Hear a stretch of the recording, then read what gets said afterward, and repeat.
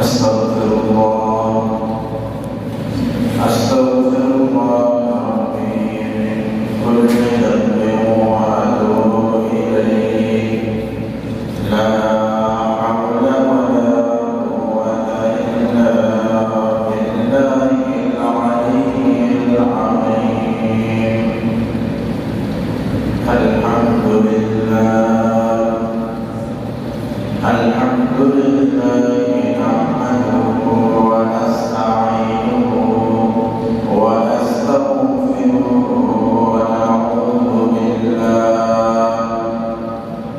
ونعوذ بالله من شرور أنفسنا ومن سيئات أعمالنا من يهد الله فلا مضل له ومن يضلل فلا هادي له ونشهد أن لا إله إلا الله وحده لا شريك له ونشهد أن محمدا عبده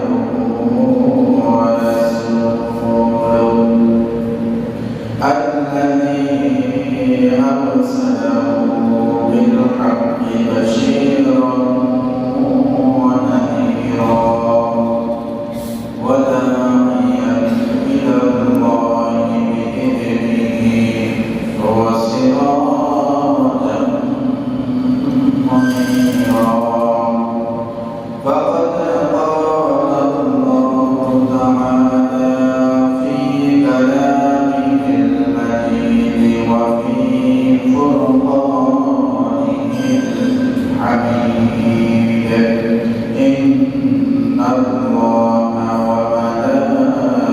وملائكته يصلون على النبي يا أيها الذين آمنوا صلوا عليه وسلموا تسليما اللهم صل على سيدنا مولانا محمد وعلى آل سيدنا مولانا محمد بلغ العلا بكماله كشف الدجى بجماله حسنت جميع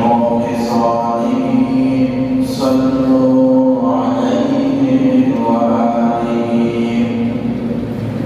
الحمد لله আমরা সর্বপ্রথম সে মহান আল্লাহ তাআলার শুকরিয়া আদায় করি যে মহান আল্লাহ তাআলা আমাদেরকে আজকের মতো অনেক মহিমান্বিত দিনে এখানে আসা বসা এবং আল্লাহ তাআলা কিছু আমল করা আল্লাহ তাআলাকে সন্তুষ্ট করার জন্য নিজের আত্মাকে প্রশান্ত করার জন্য জান্নাতি মানুষ হওয়ার জন্য যা আল্লাহ তাআলা আমাকে আপনাকে এখানে এনেছেন বসিয়েছেন কিছু আমলের তৌফিক এনায়েত করেছেন সে মহান আল্লাহ তাআলার দরবারে হৃদয়ে গভীর থেকে ভালোবাসা নিশ্চিত হয়ে সকলে বলছি আলহামদুলিল্লাহ।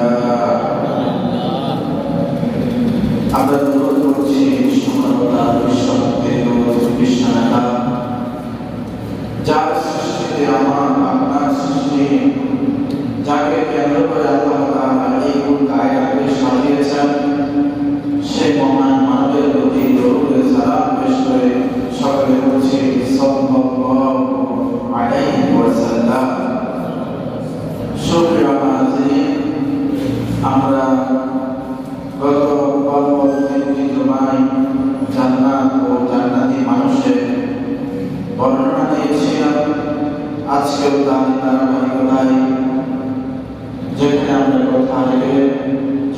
আলোচনা শেষ করেছি, সেখান থেকে আজকে আমরা আলোচনা করার জন্য প্রয়াস চালাচ্ছি। আল্লাহ তাআলা যদি আমাকে তৌফিক এনায়েত করেন, তবে কোরআন এবং হাদিসের আলোকে আল্লাহ তাআলার পক্ষ থেকে আমাদের সকলের জন্য যে বিষয়টুকু আসা দরকার, সেই বিষয়টুকু আমরা বলার তৌফিক পাবো আল্লাহ তাআলার পক্ষ থেকে। সুবহানাকা লা ইলমা লানা ইল্লা মা 'আল্লামতানা ইন্নাকা আনতাল আলিমুল হাকীম।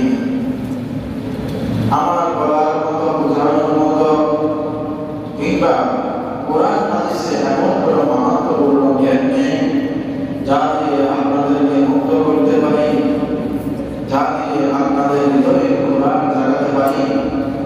যদি আল্লাহ তাআলা আমাকে মুখ দিয়ে আপনাদের জন্য, আমাদের সকলের জন্য নাজাতের উসিলা হয় এমন কিছু বলার তৌফিক দেন, তবেই আমরা বলতে পারবো। আল্লাহ তাআলার কাছে শয়তানের পক্ষ থেকে, শয়তানের আশ্রয় চাই, ওয়াসওয়াসা থেকে আশ্রয় চাচ্ছি এবং আমরা আমাদের আলোচনা থেকে অগ্রসর হচ্ছি। মহান আল্লাহ তাআলা আমাদেরকে সূরা মুমিনের যে বৈশিষ্ট্য, একটি মাত্র বৈশিষ্ট্যের কথা গত জুমার শেষ সময়গুলোতে বলছিলাম, মুমিনেরা কেন সফল, মুমিনেরা কিভাবে সফল হয়, কোন বিশ্বাসের আলোকে মুমিন বান্দারা সফল হয়, এই বিষয়গুলো আমরা বলেছিলাম। সেখানে আমরা উদাহরণ দিয়েছিলাম যে আমাদের বর্তমান সমাজে যে সমস্ত মানুষগুলো আছে যারা মুসলমান হিসেবে নিজেদেরকে দাবি করে, তারা তো ওই গাছের মতো, ওই পরজীবীর মতো, যে পরজীবী গাছ অন্য গাছের মধ্যে জন্মলাভ করে, সেখান থেকে তার শাখা প্রশাখা এভাবে সে মাটি পর্যন্ত পৌঁছে যায়। আর মাটিতে পৌঁছার পরে তখন সে তার শিরকে শক্ত করে দাঁড় করে বলে, এই মাটি আমার, এই বাসস্থান আমার। অথচ একটা সময় সে কিছুই ছিল না, সে অন্য একটি গাছের ছায়া পেয়ে, অন্য একটি গাছের রসগুলো তার খাদ্য হিসেবে নিয়ে সে বড় হয়েছে। অথচ ওই কারণে আমাদের মুসলমানগুলো আজকে হয়ে গিয়েছে, আমাদের মুসলমানগুলো বাবা আদম আলাইহিস সালাতু ওয়াস সালাম, মা হাওয়া আলাইহিস সালাতু ওয়াস সালামের ঔরসজাত সন্তান হয়ে জান্নাতি সার্টিফিকেট প্রাপ্ত মানুষ হযরত আদম আলাইহিস সালামের সন্তান হয়ে যে জান্নাতের কথা আমাদেরকে আদম আলাইহিস সালামের মাধ্যমে শিখিয়েছেন, প্রতিটা যুগে যুগে নবীর মাধ্যমে শিখিয়েছেন, বলেছেন, সেই কথা, সেই বাস্তবনিষ্ঠ পথ থেকে যখন আমরা নিজেদেরকে সরিয়ে রেখেছি, আমরা যখন আমাদের অস্তিত্বকে ভুলে গিয়েছি, অস্তিত্বকে বলতে বলতে একটা সময় যখন আমরা আমাদের ঈমানকে হারিয়ে ফেলেছি, আর ঈমান অবস্থায় আমাদের সন্তানগুলো জন্মলাভ করেছে, আর সেই সন্তানগুলোর বিশ্বাসে নিঃশ্বাসে ঈমান বহির্ভূত আমালগুলো, ঈমান বহির্ভূত বিষয়গুলো যখন তারা শিখতে লাগলো, বুঝতে লাগলো, এই বোঝার ফলে, শিখার ফলে তারা আল্লাহ তাআলার দ্বীন থেকে অনেক দূরে সরে চলে যায়। আর পরিপ্রেক্ষিতে এমন একটা সমাজ সৃষ্টি হয়, ইসলাম বহির্ভূত সমাজ, তার প্রেক্ষিতে সমাজ সৃষ্টি হয় আল্লাহ একাত্মবাদ বহির্ভূত সমাজ, যে সমাজে জান্নাতি মানুষের কোনো বাধা নেই, যে সমাজে জান্নাতি মানুষের কোনো আলোচনা নেই, যে সমাজে মানুষগুলো জান্নাতে যাওয়ার জন্য যে প্রাণান্তকর প্রচেষ্টা চালানোর কথা, সেই জান্নাতের কোনো আহ্বান নেই, এবং এক উদ্দেশ্যহীন, গন্তব্যহীন এমন এক জাতিতে আমরা পরিণত হতে লাগলাম। আর হতে হতে আমাদের সেই জাতিসত্তা একটি রাষ্ট্র হলো, এভাবে একটির পর আরেকটি রাষ্ট্র হলো। আর এই রাষ্ট্রগুলোকে আমরা নব্য জাতীয়তার যুগে, বর্তমান এই নব্য জাতীয়তার যুগে আমরা ওই রাষ্ট্রগুলোকে আদর্শ রাষ্ট্র বলি, ওই মানুষগুলোকে আদর্শ মানুষ বলি। অথচ ওই রাষ্ট্রগুলো তাদের ছিল না, অথচ তারা কোনো নব্য আধুনিক মানুষ নয়, তারা কোনো ইমান চর্চিত মানুষ নয়, তারা তো আধুনিকতার নামে পরাধীনতার শৃঙ্খল আমার গলায় আপনার গলায় জর্জরিত করে নিয়ে লাগিয়ে দিয়ে তারা তাদের স্বার্থকে সিদ্ধি করে নিচ্ছে। আর পরিপ্রেক্ষিতে আমাদের ইমানগুলোকে তারা গ্রাস করে নিয়ে যাচ্ছে, হারিয়ে দিচ্ছে তাদের লোক লালসার কাছে। এমন সময় আমাদের এই মুহূর্তে আমরা যে সমস্ত রাষ্ট্রগুলোকে, যে সমস্ত ধর্মগুলোকে পুরাতন বলে থাকি, যাদেরকে প্রাচীন ধর্মের অনুসারী বলে থাকি, আসলে তারা প্রাচীন ধর্মের অনুসারী নয়। তারা আমাদেরকে বলে, তোমরা কিসের জান্নাতের কথা বলো, তোমরা কিসের পরকালের কথা বলো, যে পরকালকে দেখা যায় না, যে পরকালের কথা শোনা যায় না, যে পরকালকে আমরা বিশ্বাস করি না, এমন একটা বিষয়ের কথা তোমরা বলো যেটার বাস্তবের কোনো রূপ আমরা দেখতে পাই না। তারা আমাদেরকে এভাবে একটার পর একটা কথা বলে আমাদের নির্দিষ্ট গন্তব্য থেকে দূরে সরিয়ে দিতে লাগলো। আর তারা বললো, আমরা তো পুরাতন জাতি, তোমরা তো তোমাদের নবী মাত্র 1000 বছর আগে এসেছে, তোমরা সেই মানের কথা বলো, ইসলামের কথা বলো। অথচ আমরা তো তার আগ থেকে এই রাষ্ট্রগুলোতে, এই সমাজগুলোতে আমাদের এই আদর্শকে আমাদের বাপ-দাদাদের মাধ্যমে পেয়ে আসছি। আর সেই কথা তাদের আমরাও তার নিয়ে তাদেরকে বলি পুরাতন, তাদের ধর্মগুলোকে পুরাতন করি। অথচ এই ধারণাটা কি আমার একবারের জন্য জন্মগ্রহণ করে না, আমার মস্তিষ্কে আসে না যে বাবা আদম আলাইহিস সালাম জান্নাতে ছিলেন, জান্নাতের মানুষ ছিলেন, আমরা তারই সন্তান, কারো কাছ থেকে তো আমাদের জন্ম হয়নি, তারই বংশধর পুরুষরা আমরা। অথচ আমরা আমাদের অস্তিত্ব ভুলে গিয়েছি, আমরা আমাদেরকে হারিয়ে ফেলেছি।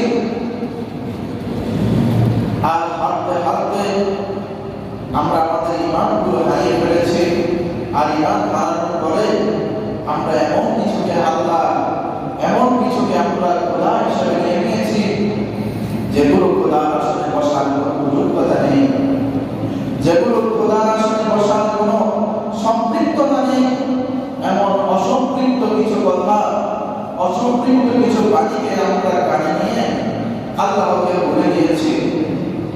যার ফলে আজকের সমাজে এত শৃঙ্খল পরিবেশ, আজকের সমাজ ইমান পরিণত হওয়ার কারণে আজকে আমাদের কাছ থেকে আল্লাহ রহমত দিয়েছে। যে কথা বলছিলাম, যারা বাবা আদম আলাইহিস সালামের সেই বিশ্বাসী হয়েছে, তারই ওরসদার সন্তান হিসেবে নিজেদেরকে প্রতিষ্ঠা করেছে, নিজেদের ইমানগুলোকে যত্ন করেছে, নিজেদেরকে পরিচর্যা করেছে, ইমানের পথে নিজেদেরকে বলিয়ান করেছে। আর পৃথিবীতে আল্লাহর দ্বীনকে কায়েম করার জন্য আল্লাহর এই জমিনে প্রাণান্তকর চেষ্টা করে যাচ্ছে। আমরা তাদের কথাগুলো না শুনে আধুনিকতার মহাভাবনে আমরা বেসে যাচ্ছি। অথচ সেই ভাষাতে যদি আমরা বেসে যাই, সেই বন্যাতে যদি আমরা হারিয়ে যাই, তাহলে তাদের আল্লাহর মুমিনুন, আল্লাহ তাআলা যে বলেছেন, যারা মুমিন, যারা বিশ্বাসী, তারা তো সফলতা, যারা নিজেদের ইমানকে বলিষ্ঠ করেছে, আল্লাহ তাআলাকে বিশ্বাস করেছে, তারা তো ভাগ্যবান, তারা তো সফল কাম। এরপরে আজকের সমাজের যদি আমরা দেখি, আমরা কেন ভাগ্যবান নয়? আপনারা কি জানেন আজকের এই পৃথিবীতে যতগুলো মানুষ আছে 850 কোটি, কিংবা কেউ বলে 800 থেকে 850 কোটির মাঝামাঝি, এত কোটি মানুষ। এই মানুষগুলোকে আল্লাহ তাআলা কারো অস্তিত্বের কারণে রিজিক দিচ্ছেন না। আল্লাহ তাআলা এই মানুষগুলোকে রিজিক দিচ্ছেন ইসলামের কারণে। নবী মুহাম্মদুর রাসূলুল্লাহ সাল্লাল্লাহু আলাইহি ওয়াসাল্লামের উম্মতের কারণে যে রহমত আল্লাহ তাআলা বর্ষণ করেছেন, সেই রহমতের প্লাবনে প্লাবিত হয়ে আজকের সারা বিশ্বের মানুষগুলো খাদ্য পাচ্ছে, বাসস্থান পাচ্ছে। যদি আল্লাহ তাআলা এই হুকুমটা, আল্লাহ তাআলা এই মহব্বতটুকু যদি না রাখতেন, ভালোবাসাটুকু যদি না রাখতেন, তাহলে আজকের এই সমাজের মানুষগুলোকে, যারা নিজেরা নিজেদের অস্তিত্বকে ভুলে গিয়ে, আল্লাহ তাআলার একাত্মবাদকে ভুলে গিয়ে অন্যের ধর্মকে, অন্য উপাস্যকে উপাস্য হিসেবে নেয়, তাদেরকে আল্লাহ তাআলা রিজিক দিতেন না। তাদেরকে আল্লাহ তাআলা রিজিক দিতেন না। আল্লাহ তাআলা পরিবর্তন করে আমাদেরকে আরেকটি জাতি দিতেন। সেই জাতিকে আমাদের উপর প্রাধান্য দিয়ে আল্লাহ তাআলা তাদেরকে খেলাফত দিয়ে দিতেন। এরপরে আল্লাহ তাআলা বলছেন, আল্লাযীনা হুম ফী সালাতিহিম খাশিউন।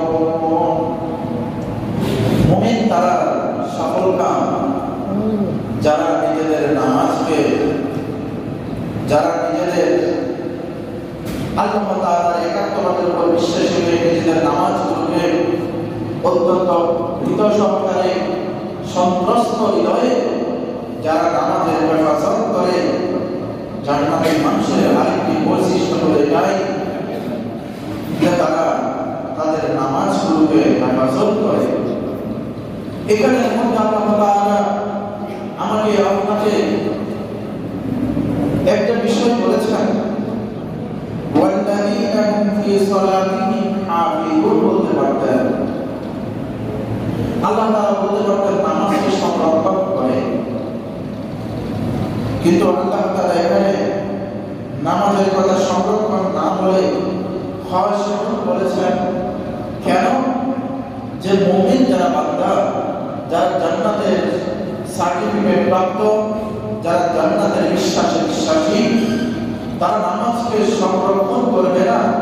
শুধু নামাজকে সংরক্ষণের সাথে অত্যন্ত ভীত সন্ত্রস্ত হয়ে একনিষ্ঠতার সাথে আল্লাহকে ভয় করে তাদের নামাজগুলোকে তারা সংরক্ষণ করবে, যত্নশীল হয়ে নামাজগুলোকে আদায় করবে। সুবহানাল্লাহ। এখন এখানে খাশিউন শব্দটি যদি আল্লাহ তাআলা হাফিজুন শব্দ দিয়ে পরিবর্তন করতেন, তাহলে আমরা এখানে কি বুঝতাম? আর খাশিউন দেওয়ার কারণে আমরা এখানে কি বুঝতে পারি? আমরা যদি তাফসীরের কিতাবগুলো দেখি, মুফাসসিরিনে কেরামের কথাগুলো যদি আমরা দেখি, খাশিউন এবং হাফিজুন এই দুটার মধ্যে কিছু সূক্ষ্ম পার্থক্য রয়েছে। একটা পার্থক্য হচ্ছে, যদি হাফিজুন বলা হয়, যে হেফাজত করে, সে হচ্ছে হাফিজুন। আর হেফাজত করতে গিয়ে যদি এটা হারানোর শঙ্কা থেকে থাকে, হারানোর ভয় থেকে যাতে না হারায়, এই ভয়ে যে বেশি ভীত থাকে, যেটা হারিয়ে গেলে তো আমি আর পাবো না ফিরে, এরকম ভয় যারা রাখবে, আর এটাকে না হারানোর জন্য নিজের হৃদয়কে সবসময় ভীত রাখবে। আর এই ভীত হওয়ার কারণে একদিকে সে যেমন নামাজ আদায় করে, নামাজ যাতে তার জীবন থেকে ছুটে না যায় সেই বিষয়ে যে ভয় রাখে, এই দুটার সমন্বয় হচ্ছে খাশিউন। আর শুধুমাত্র হাফিজুন হচ্ছে হারাবে তাদের সমস্যা নেই, আমি আমাকে একটা জিনিস সংরক্ষণ করতে দিয়েছেন, ধরে নিন আমাকে কিছু টাকা দিয়েছেন, কিছু স্বর্ণ অলংকার দিয়েছেন, আপনি এগুলো আমার পক্ষ থেকে একটু হেফাজত করে রাখুন। আমি হেফাজত করে রাখলাম। হঠাৎ করে কোনো না কোনো কারণে দুর্ঘটনাবশত সেগুলো হারিয়ে গেল, কিন্তু সেই হারানো জিনিসগুলো আর পাওয়া যাচ্ছে না। কিন্তু সেটার ক্ষতিপূরণ হিসাবে নিজের পক্ষ থেকে অন্য কিছু দিয়ে সেটার ক্ষতি পুষিয়ে দেওয়া, এটা একটা মনে। আবার যেই জিনিসটা হারিয়ে গিয়েছে শুধুমাত্র ওই জিনিসটাকে ফিরিয়ে দেওয়া, এটা আরেক ধরনের হেফাজত। নামাজটা হচ্ছে এমন একটা ইবাদত, যেই জিনিসটা হেফাজত করলে শুধু হবে না। যদি আজকের জোহরের নামাজ, জুমার নামাজ যদি আমার জীবন থেকে চলে যায়, আমার জীবন থেকে যদি চলে যায়, আমি পড়লাম না, এই নামাজ আর এই ওয়াক্ত কোনটাই আমি পাচ্ছি না, কিন্তু এটাকে কাজা হিসেবে পাচ্ছি। তবে এই সময়টুকু আর যেই সময়ে আমার উপর ফরজ ছিল, ওই ফরজের সময়টুকু কোনটাই আমার কাছে নেই। ওই দুইটা সময় চলে গেছে, ওয়াক্তও চলে গেছে, সময় চলে গেছে, নির্দিষ্ট তারিখও চলে গেছে, নির্দিষ্ট দিনটাও চলে গেছে। আমার কাছে 5 দিন পরে, 10 দিন পরে, 10 বছর পরে এই নামাজকে যখন আমি কাজা দিচ্ছি, এই সময়টা তো অনেক আগে গত হয়ে গেছে, সময়টাও পাচ্ছি না। কিন্তু আমি ওই সময়ের বদলতে নিজেকে একটু পরিচ্ছন্ন করার জন্য, ঈমানটাকে তাজা করার জন্য, আল্লাহ তাআলার হুকুমকে বাস্তবায়নের জন্য, জাহান্নামের আগুন থেকে নিজেকে বাঁচার জন্য কাজা আদায় করছি। অর্থাৎ এটাকে অন্য একটা সময়ে, অন্য একটা দিনে এবং আমার নিজের সময় মতো করে আদায় করে দিচ্ছি। তাহলে হেফাজত কি হচ্ছে, কি হচ্ছে না? হেফাজত হচ্ছে না, সেটা শুধুমাত্র আদায় হচ্ছে। যে আমার উপর দায়িত্ব ছিল, সেই দায়িত্বটুকু শুধু আমি আদায় করছি, এটা হেফাজত হচ্ছে না। ভয়ের কারণে হেফাজত হচ্ছে না। আবার এটাকে সংরক্ষণ করার আল্লাহ তাআলা যে হুকুম দিয়েছেন, সেই হুকুম মতও হচ্ছে না। কারণ যদি সংরক্ষণ করার যে হুকুম দিয়েছেন আল্লাহ তাআলা, আজকের দিনে এই সময়ে আমাদের জুমার নামাজ পড়ার জন্য বলেছেন, আজকে যদি জুমার নামাজ শেষ হয়ে যায়, আর কি জুমা পাওয়া যাবে? এরপর আমাকে এই জুমার নামাজ তো তখন জোহরের নামাজের মতো আদায় করা লাগবে, তাই নয় কি?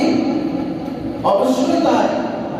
আপনার কাছে তো আর জুমা নাই, তাহলে দেখেন এই জুমাটা যদি চলে যায়, আপনি আপনার জীবনে আজকের এই জুমাটা আর পাবেন না। আপনি কাজা হিসাবে জোহরের 4 রাকাত নামাজ পড়বেন, 2 রাকাত সুন্নাত পড়বেন, 4 রাকাত সুন্নাত পড়বেন, কিন্তু এগুলো আর আজকের এই জুমার সময়, জুমার ওয়াক্ত, জুমার এইখানে বসা, দুটো কি সমান হবে? কাজও সমান হচ্ছে না, সময় সমান হচ্ছে না, ওয়াক্তও ঠিক পাচ্ছে না। ওটা তো আমার নিজের সময়ে, নিজের সুবিধা মতো নিজেকে বাঁচানোর জন্য রাতে করছি, দিনে করছি, সকালে করছি, বিকালে করছি। এজন্য আজকে যদি আরেকটু চিন্তা করেন আল্লাহ তাআলা কেন আমাকে নামাজের প্রতি যত্নশীল হওয়ার জন্য, বিনত হয়ে যত্নশীল হওয়ার জন্য বলেছেন, এখানে আরেকটা কারণ আছে। যদি কোনো ব্যক্তি নামাজকে বিনত হয়ে নামাজের সময়ে নামাজকে আদায় করে, তাহলে সে জান্নাতের একজন মানুষ, জান্নাতি পথের একজন পথিক। এটা তার ভিতর থেকে অটোমেটিক ভাবে, আপনি ভাবে এসে যায়। কিভাবে? এই মুহূর্তে এখন আমার উপরে জোহরের নামাজ কিংবা জুমার নামাজ কিংবা আসরের নামাজ, আমি যত কাজে ব্যস্ত থাকি, যত সময় নিয়ে আমি ব্যস্ত থাকি না কেন, যখন আযান দিচ্ছিল, যারা 5 ওয়াক্ত নামাজ পড়ে, আযান দেওয়ার সাথে সাথে যতই ব্যস্ততা থাকুক, তাদের হৃদয়ে নামাজের জন্য একটা রিংটোন, একটা বাজনা, একটা অনুভূতি, একটা কম্পন সৃষ্টি হয়। সুবহানাল্লাহ। যাদের হৃদয়ে এই ধরনের কম্পন সৃষ্টি হয় নামাজের জন্য। নামাজের জন্য নিজেকে প্রস্তুতির জন্য যে নড়াচড়া করে সেটা একজন জান্নাতি মানুষ, এটাই তার প্রমাণ। সেটা একজন ইমানদার, এটাই তার প্রমাণ। আজকে যদি ফজর নামাজের দিকে তাকান, নামাজকে কেন ভয় সহকারে সংরক্ষণের জন্য বলেছেন? ফজরের নামাজের জামাতের দিকে তাকান কিংবা নামাজের দিকে তাকান, আপনি যদি প্রতিটা বাড়ি প্রতিটা ঘর যদি আপনি তালাশ করে দেখেন, আমাদের মুসলমানের সন্তানগুলো, মুসলমানগুলো, পরিবারের মহিলাগুলো নামাজের জন্য এত উদাসীন। আল্লাহ তাআলা যে প্রথমে নামাজকে সংরক্ষণের জন্য বলেছেন, তারা তা করে না। ফজরের সময় 7টা, 8টা, 9টায় ঘুম থেকে উঠে তারপরে গিয়ে নামাজ শুরু করে, কিংবা জোহরের সময়ের সাথে জোহরের যখন আযান দেয় তখন গিয়ে ফজরের 2 রাকাত ফরজ পড়ে। তাহলে আল্লাহ তাআলা বলছেন, ওয়াল্লাযীনা হুম ফী সালাতিহিম খাশিউন, যারা নামাজকে সন্ত্রস্ত আকারে আল্লাহ তাআলাকে ভয় করে নামাজকে যারা সংরক্ষণ করে, তারা যে জান্নাতি, সেই জান্নাতি মানুষের মধ্যে কি আমরা শামিল আছি?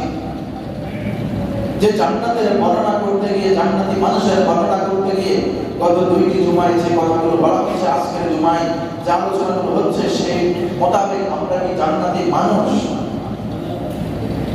আজকে জুমার নামাজে এই মসজিদে 1000-2 মানুষ হবে, 3 তলা মসজিদ পূরণ হয়ে যাবে, মসজিদের বারান্দার পর মাঠ পূরণ হয়ে যাবে, রাস্তাঘাট পূরণ হয়ে যাবে। কিন্তু আল্লাহ তাআলা বলেছেন যে তোমরা নামাজকে সংরক্ষণ করো, জুমাকে সংরক্ষণের জন্য তো বলেন নাই। শুধুমাত্র জুমাকে নিয়ে আল্লাহ তাআলা বলেন নাই, আল্লাহ তাআলা সামগ্রিকভাবে সমস্ত নামাজকে সংরক্ষণের জন্য বলেছেন। তাহলে কেন আমরা কোন সাহস করে, কিসের বলে বলিয়ান হয়ে, কোন বিষয়টাকে আমরা এত বড় করে দেখে আজকে একের পর এক, দিনের পর দিন নামাজগুলোকে ওয়াক্ত মতো না পড়ে ওয়াক্ত ছাড়া করছি, কিংবা নামাজগুলোকে একাধারে শুধু ছাড়তে আছি। ছাড়তে ছাড়তে আমার জীবনের কত হাজার রাকাত, কত হাজার দিনের নামাজ, শত দিনের নামাজ আমার কাছ থেকে চলে গেছে, আমাদের কোনো হিসাব নেই। তাহলে যে আল্লাহ তাআলা জান্নাতের দিকে আমাকে ডেকেছেন, যে আল্লাহ তাআলা জান্নাতের দিকে আমাকে আহ্বান করতে করতে বলেছেন, আমার জান্নাতি মানুষগুলো নামাজের সংরক্ষণশীল হবে, নামাজে বিধ হবে, তাহলে সেই নামাজ আমাদের কোথায়? সেই নামাজ আমাদের কোথায় আজকে? আজকে দেখেন গরমের পর গরম পড়ছে, দিনের পর দিন, জায়গার পর জায়গা, অসংখ্য জায়গায় সালাতুল ইস্তিসকার নামাজ পড়া হয়েছে। এবার বাংলাদেশের যত জায়গায় বৃষ্টি প্রার্থনার জন্য নামাজ হয়েছে, ইতিপূর্বে এত বেশি এত জায়গায় নামাজ পড়া হয়নি। এতগুলো জায়গায় নামাজ পড়ার পরেও বৃষ্টি হয়নি। কারণ কি? যে জাতি তার ফজরে, যে মুসলমান তার ফজরের নামাজে মসজিদকে খালি রেখে, মসজিদকে ইয়াতিম করে, মসজিদকে অপমান করে, অপদস্থ করে, যে জাতির মানুষগুলো জোহরে মসজিদকে অপদস্থ করে, এই মসজিদগুলোকে যারা অনাবাদি রেখে দেয়, মসজিদগুলোকে যারা আবাদ করে না, যে জাতির মানুষগুলো আসরের সময় ঘুমে, ফজরের সময় ঘুমে, কর্মে ব্যস্ত হয়ে জোহরের নামাজকে ছেড়ে দেয়, মসজিদে আসে না, দিনের পর দিন নামাজ পড়ে না, সেই জাতি যদি দিনের পর দিন, বছরের পর বছর যদি রৌদ্রের মধ্যে দাঁড়িয়ে, মাঠের মধ্যে দাঁড়িয়ে ফরজ নামাজ না পড়ে নফল নামাজ পড়ার জন্য আল্লাহ তাআলার কাছে রোনাজারি করে, আল্লাহ তাআলা বৃষ্টি তো দিবেন না। কারণ যে ফজরের নামাজ আমার উপর ফরজ ছিল, জোহরের নামাজ আমার উপর ফরজ ছিল, যে আসরের মাগরিবের এবং এশারের নামাজ আমার উপর ফরজ ছিল, সেই নামাজগুলোকে লাথি মেরে, সেই নামাজগুলোকে অপমান করে, অপদস্থ করে, মসজিদগুলোকে অনাদি রেখে, খালি রেখে আমি মাঠে চলে গেছি দিনের 10টায় সাদা মাথায় দিয়ে নামাজ পড়তে। সেখানে তো আমাকে আল্লাহ তাআলা রহমতের বৃষ্টি দিয়ে, রহমতের বাড়িনারা দিয়ে, রহমত দিয়ে আমাকে সেখানে আল্লাহ তাআলা মুক্ত করবেন না। আল্লাহ তাআলা সেখানে আমাকে পাথরের বৃষ্টি দিয়ে গজব দিবেন। কারণ কি? কারণ যে জাতির মানুষগুলো তাদের নামাজগুলোকে সংরক্ষণ করে না, যে জাতির মানুষগুলো তাদের নামাজকে হেফাজত করতে পারে না, তাদের মসজিদগুলো একের পর এক বিল্ডিং হয়ে যায়, কিন্তু মানুষগুলো সেই মসজিদে আসে না। সপ্তাহে নির্দিষ্ট দিনে নির্দিষ্ট একটি নামাজ পড়ার জন্য কয়েকটা মিনিটের দৌড়াদৌড়িতে সীমাবদ্ধ থাকে যে জাতি, সেই জাতিকে তো আল্লাহ তাআলা সালাতুল ইস্তিসকা দিয়ে শান্তির বাণী বর্ষণ করে তাদেরকে আযাব থেকে মুক্ত করবেন না, বরং আল্লাহ তাআলা তাদেরকে ওই নফল নামাজ পড়ার কারণে আরো বেশি আল্লাহ তাআলার আরশ আজিমে গোসা বেশি হবে। কারণ সেই জাতির তো অনেকগুলো মানুষ সেখানে ফজরের নামাজ শুরু করে নাই, সেই জাতির অনেক মানুষ সেখানে দিনের পর দিন নামাজ পড়ে না, অথচ সে সেখানে গেছে সালাতুল ইস্তিসকা বৃষ্টির জন্য। আপনি যদি উদাহরণটা এভাবে দিই, ইমাম আবু হানিফা রাহিমাহুল্লাহর কাছে এক ব্যক্তি আসলো, যে সে শুনলো ইমাম আবু হানিফা অনেক বড় মানুষ, তিনি যা দোয়া করেন তা কবুল হয়। তো এই ব্যক্তি কোন উদ্দেশ্য করে গিয়েছে? সে বিয়ে না করে ইমাম আবু হানিফার কাছে গিয়ে বলছে যে হুজুর, আপনি আমার একটা বাচ্চা ছেলে হওয়ার জন্য, পুত্র সন্তান হওয়ার জন্য দোয়া করুন। তো ইমাম আবু হানিফা রাহিমাহুল্লাহ তিনি দোয়া করেছেন যে আল্লাহ তাআলা আপনাকে যাতে একটা পুত্র সন্তান দেয়, আমি দোয়া করলাম। 1 বছর পরে ব্যক্তি আসলো, হুজুর আমার তো বাচ্চা সন্তান হলো না, সন্তান হলো না। কেন আপনার সন্তান হয়নি? আপনার তো সন্তান হওয়ার কথা ছিল। এরকম অনেক ঘটনা আছে। তিনি জিজ্ঞাসা করলেন, আপনি বিয়ে করেছেন কত মাস কিংবা কয় বছর? আমি তো এখনো বিয়েই করি না। বলেন এবার, আপনাদের যদি মস্তিষ্ক সুস্থ থাকে, আপনারা যদি বিবেক দিয়ে এই প্রশ্নটার উত্তর দিতে চান, আপনার কাছে যদি পৃথিবীর একেবারে যিনি সুপার পাওয়ারের অধিকারী এরকম একজন মানুষ যদিও আসে, সারা পৃথিবীর মানুষগুলো যদি সে বিয়ে না করে তার সন্তান দিতে পারবে, সক্ষম হবে? হবে না। আগে আল্লাহ তাআলা যে বিধানটাকে যে জায়গার জন্য করেছেন, আগে বিধানটা সেই জায়গা মোতাবেক হওয়া লাগবে, তারপরে সেই বিধানের পরবর্তী যে পদক্ষেপ, সেই পদক্ষেপে গেলে পরে আল্লাহ তাআলা সেখানে ফসল দিবেন, ফল দিবেন। আল্লাহ তাআলা সেখানে আমাকে আপনাকে একটা উত্তম ফয়সালা করে দিবেন। কিন্তু আমি যদি সেই ফয়সালাতে না যাই, যাওয়ার আগে যদি বিচারটাকে রায় দিয়ে বসে থাকি, তাহলে তো সেখানে বিচারই হলো না। কোনো অন্যায় যেখানে হলো না সেখানে রায় দিব কিভাবে? কিংবা যেখানে কোনো মামলা হয় না সেখানে রায় দিব কিভাবে? আগে তো কোনো একটা মামলা হওয়া প্রয়োজন, কিংবা কোনো একটা বিচার দেওয়া প্রয়োজন, তারপরে তো সেখানে কি হবে? বিচারের পরে সেখানে রায় হবে। কিন্তু এখন আমরা গিয়েছি সালাতুল ইস্তিসকা করতে, নামাজ পড়তে, অথচ আমরা জান্নাতের মানুষ, জান্নাতি মানুষ হিসেবে নিজেদেরকে দাবি করি, অথচ ফজরের নামাজ আমরা তখন তো পড়ি নাই। যারা নামাজ পড়তে গিয়েছে তাদের মধ্যে আপনারা যদি দেখেন, আপনাদের আশেপাশে যারা গিয়েছেন নামাজ পড়তে, আপনারা যারা নামাজ পড়েন তাদের পাশে কয়জন নামাজ পেয়েছেন? তাহলে যেখানে ফরজ নামাজের সংরক্ষণ নাই, সেখানে নফল নামাজ পড়ে কিভাবে আল্লাহ তাআলার কাছে আমি একটা জিনিস চাইয়া পাবো, এটা কিভাবে আমি কল্পনা করি? এই কল্পনা তো ওই কল্পনার মতো, যেখানে আমার এখন বিয়ে হয়ে গেছে সেখানে আমি সন্তানের জন্য আল্লাহর কাছে কান্নাকাটি করি। আল্লাহ তাআলা যেন আমাদেরকে এই বুঝটুকু বোঝার তৌফিক দান করেন, আমরা বলি আমিন। এরপরে আল্লাহ তাআলা সূরা ফুরকানের মধ্যে আমাকে আপনাকে এবার ডাক দিয়ে বলছেন والذين إذا ذكروا بآيات ربهم لم يخروا عليها صما وعميانا আল্লাহ তাআলা এবার আমাকে আপনাকে ডাক দিচ্ছেন এভাবে গত 3টি জুমায় যে কথাগুলো বলেছিলাম একটু রিমাইন্ডার দিয়ে সে কথাগুলো প্রথমে বলেছিলাম মুত্তাকি মানুষ হচ্ছে জান্নাতি মানুষ হচ্ছে তারা যে মানুষগুলো আল্লাহ তাআলার ভয়ে সব সময় ভীত হয়ে আল্লাহ তাআলার জিকিরে নত থাকে রত থাকে যে সমস্ত মানুষগুলো আল্লাহ তাআলা যে হুকুম আছে বিধান আছে সেই বিধানগুলোকে নিজেদের জীবনে সব সময় রাখার জন্য সচেষ্ট থাকে যে মানুষগুলো অন্যায়ভাবে কারোর প্রতি জুলুম করে না যে মানুষগুলো অন্যায় কথা বলে না ফাহিশা কথা বলে না যে মানুষগুলো নবী রাসূলদেরকে গালি দেয় না যে মানুষগুলো কোরআন এবং হাদিসকে অবান্তর বলে না যে মানুষগুলো নামাজকে হেফাজত করে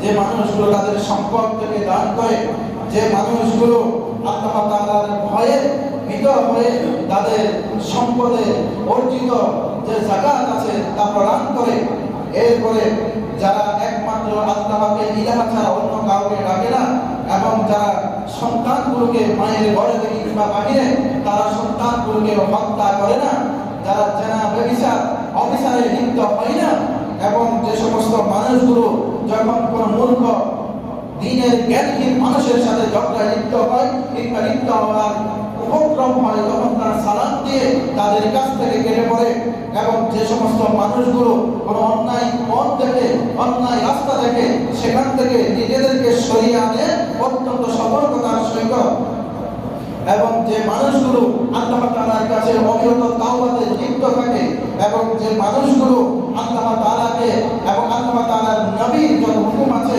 এই হুকুমকে মানার জন্য নিজেদের জীবনকে আল্লাহর রাহে উৎসর্গ করে এবং যে মানুষগুলো আল্লাহ তাআলার দ্বীনকে কায়েম করার জন্য এবং নিজেদের জীবনকে উৎসর্গ করার জন্য সদা প্রস্তুত থাকে এবং যে সমস্ত মানুষগুলো তাদের সম্পদকে আল্লাহর রাস্তায় অকাতরে বিলীন করে দেয় এই সমস্ত মানুষগুলো হচ্ছে জান্নাতি আর এই জান্নাতি মানুষগুলো যখন ওয়াল্লাযীনা ইযা যুকিরু যখন তাদের কাছে এই ধরনের আলোচনাগুলো যখন করা হয় তখন লাম ইয়াকিরু তখন তারা সেটার উপর এমন ভাবে থাকে না সুম্মা ওয়া উমিয়ানা যেভাবে অন্ধ এবং বধির মানুষগুলো নিজেরা যেমন পথ দেখে না কিংবা কোনো কথা যেমন শুনে না তা এক জায়গায় যেমন বসে থাকে কেউ যদি তাদেরকে ধরে নিয়ে গেলে যেতে পারে এই ছাড়া যে সমস্ত অন্ধ একই সাথে বধির কানেও শোনে না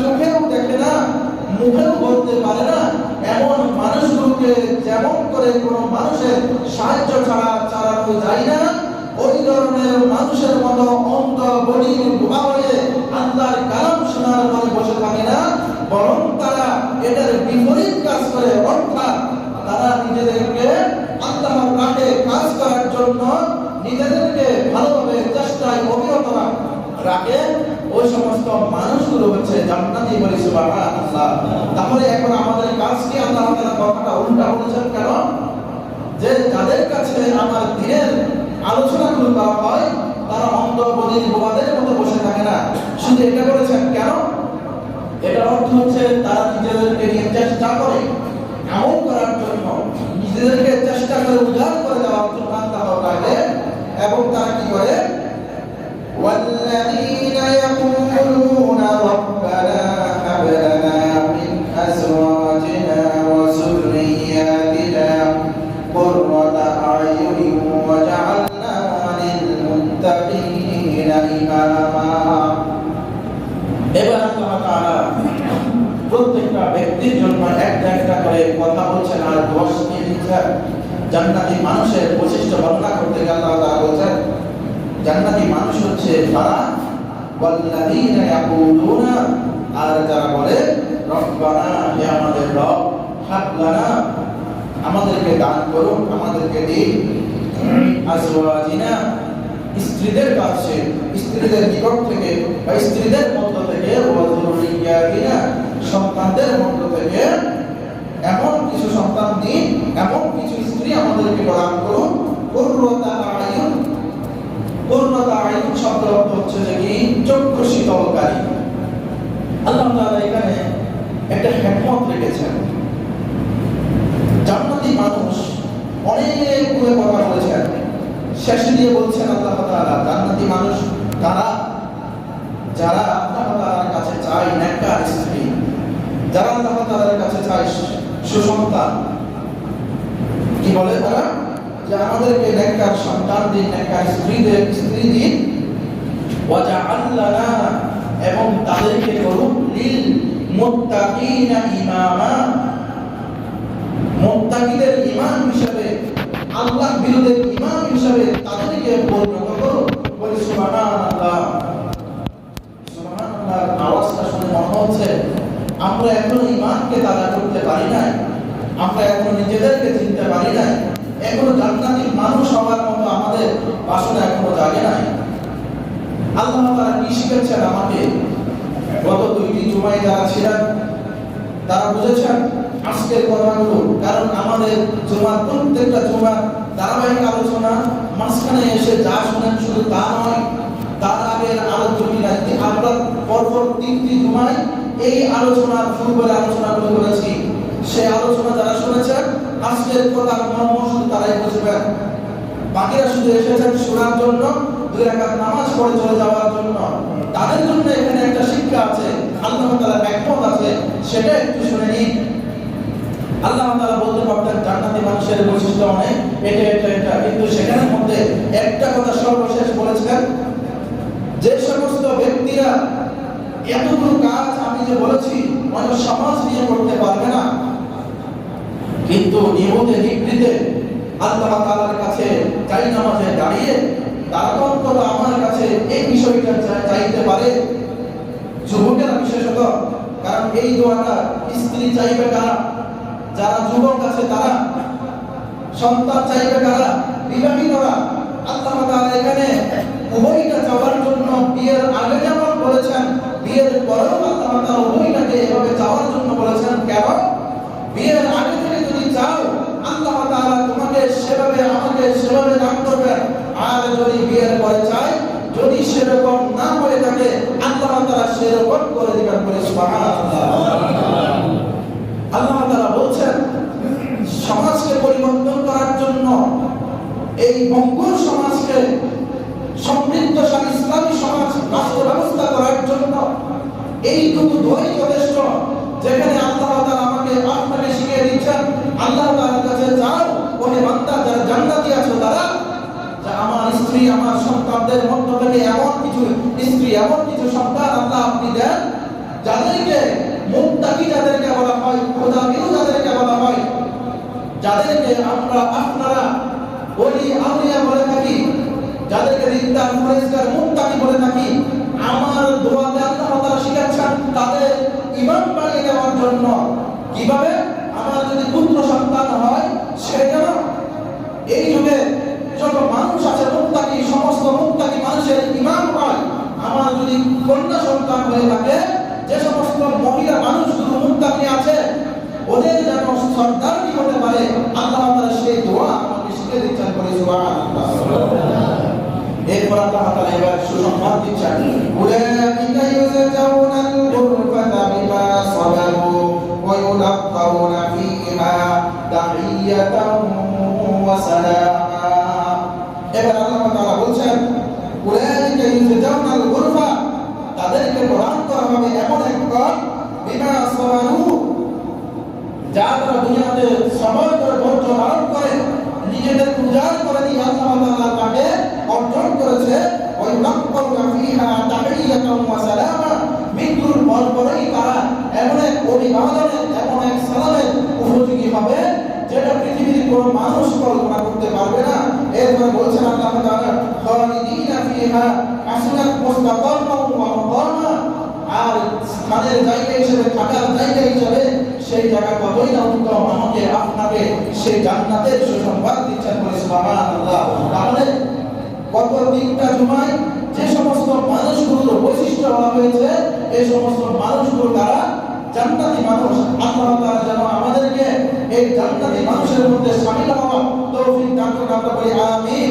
ইনশাআল্লাহ আগামী জুমায় আমরা এই আলোচনার সমাপ্তি করব ইনশাআল্লাহ। ওয়া আখিরু দাওয়ানা আলহামদুলিল্লাহি রাব্বিল আলামিন। আসসালামু আলাইকুম ওয়া রাহমাতুল্লাহি ওয়া বারাকাতুহু।